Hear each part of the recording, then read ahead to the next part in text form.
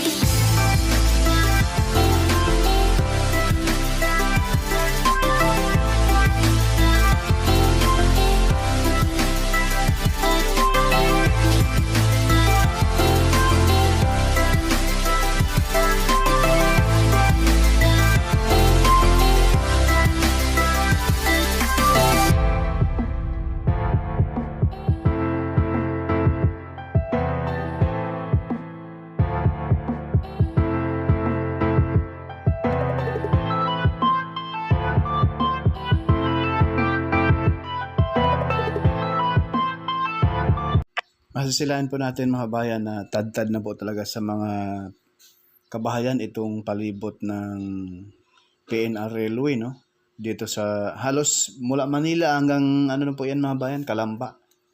Kaya yan po talaga ang dapat tutukan ng gobyerno na paramihin yung mga railway sa ating bansa. Kung gusto nilang maibsan yung trapiko sa ating bansa, ay damihan nila yung railway.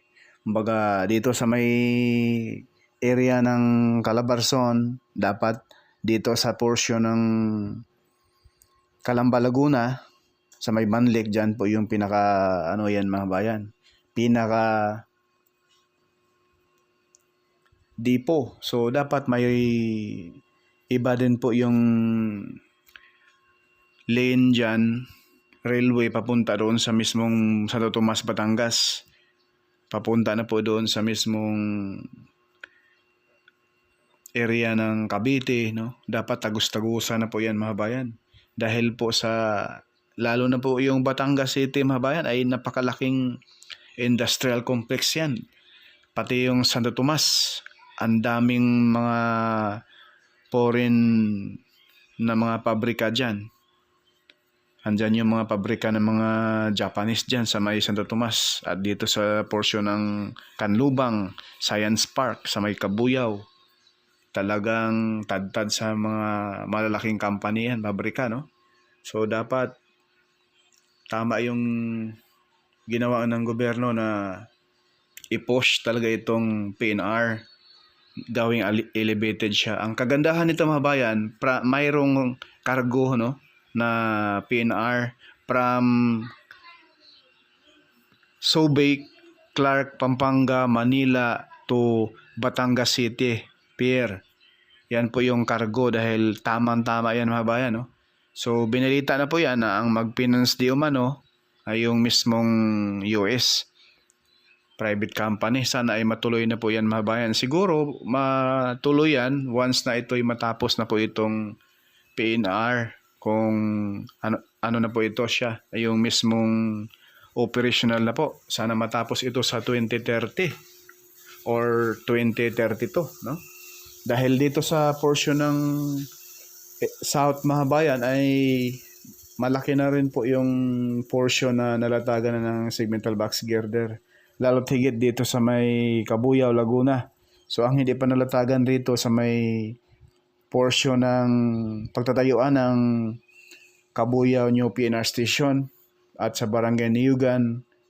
Doon naman sa Barangay Katapatan ay yung kulay dilaw na launching gantry, makita ninyo sa bandang dulo ng ating video. So itong makikita natin dito, yan na po yung sa bandang kaliwa, yung putol dyan. Dyan po nagsisimula yung kulay pula na launching gantry.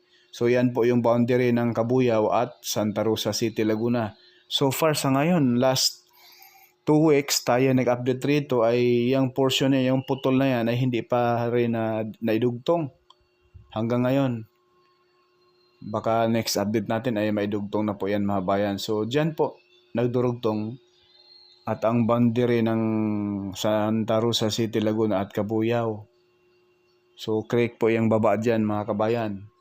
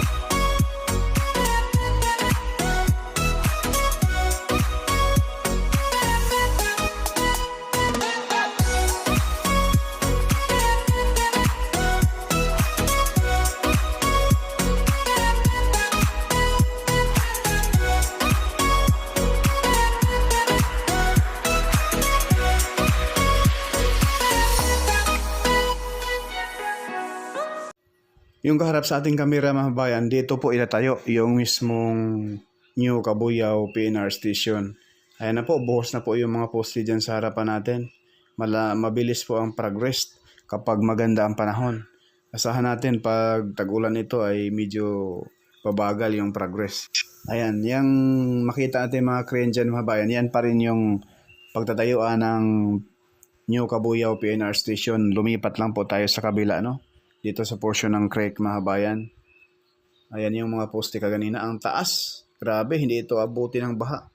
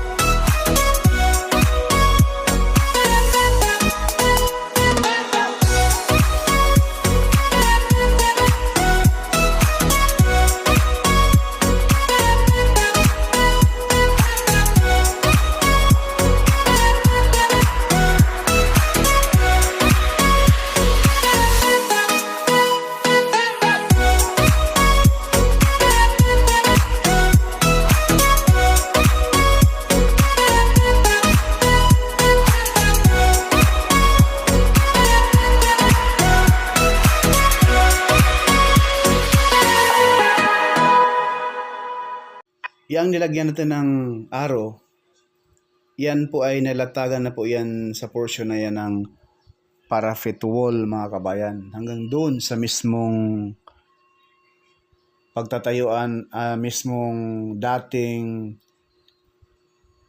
station sa may Mamatid. So, dito sa portion na ito mga kabayan ay wala pa. So, napakahaba na rin po ang nalatagan ng parapet wall, no? Pati doon sa mismong Cabuyao to Santa Rosa mga kabayan ay halos tapos na rin.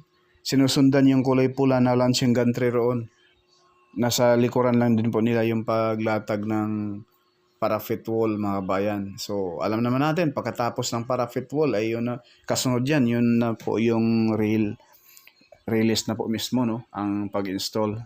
So abang-abangan pa ninyo mga kabayan, try nating pumunta doon sa norte, no, sa may Bulacan area, sa may Marilao. Ipakita ko po sa inyo doon yung mga progress sa PNR doon, dahil ito ay karugtong.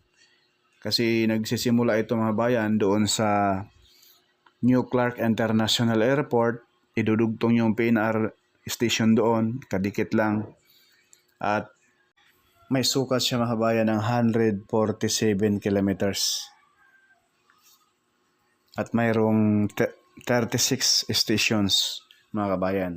So, napakalaking tulong nito sa mga kababayan natin roon sa Pampanga kung pupunta ka ng airport, sa Terminal 2 ng Pampanga, no, ay talaga namang pang world class din. Napakaganda pagkagawa mga kabayan. So, itong PNR ay kung ikaw ay galing ng south, yung flight mo ay doon sa New Clark International Airport, ay dito ka na sasakay once na ito ay operational na mga bayan. No traffic pa. Ang ganda, di ba? So, masisilain pa natin yung baba ngayon ay yan na po yung last na segmental box girder na dahan-dahan nilang inaangat na sa ngayon para ma-fix na po yan mga bayan. At ito ay malapit na po sa mismong nasa mamatid na po ito mga bayan, no? Malapit na po ito makarating sa portion ng Pamantasan ng Cabuyao, Laguna. So ayan, no, mga bayan, no? Napagandang project ito dahil ito ay una sa solusyon upang mapabilis yung transportation ng ating mga bayan. Yung mga taga Laguna, taga Pampanga, Bulacan ay nagtrabaho sila sa Makati or Manila. So ito na yung pangunahing transportation nila mga bayan. Hindi na makipagsiksikan sa mga bus at jeep na talaga naman pag masama ang panahon, maulan, ay talagang basang-basa ka talaga. Lalo na po, lubog ka pa, lulusob ka pa sa baha mga kabayan. Lalo na yung Kamaynilaan sa ngayon ay talaga namang konting ulan ay baha na agad. Dahil yung mga drainage ay punong-puno sa mismong mga basura. So ayan po yung dulo, makikita po natin yung portion ng kulay bilog na may puti. Diyan po mag-i-end itong PNR hanggang doon sa Clark International Airport. Yan na po yung Jose Rizal Coliseum, yung dulo sa paanan ng Mount Makiling mga kabayan.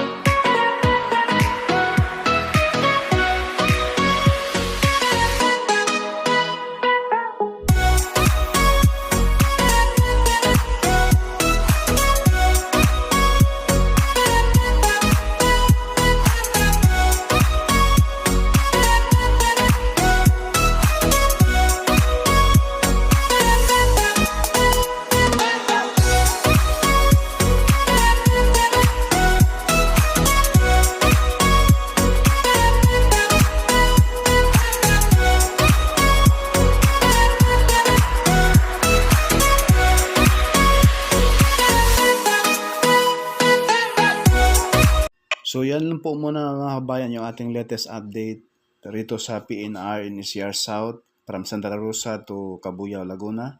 For Kay Studio, hindi man sikat pero nag-aabot ng balitang tapat. Paki-like, paki-share, follow at subscribe na rin sa ating YouTube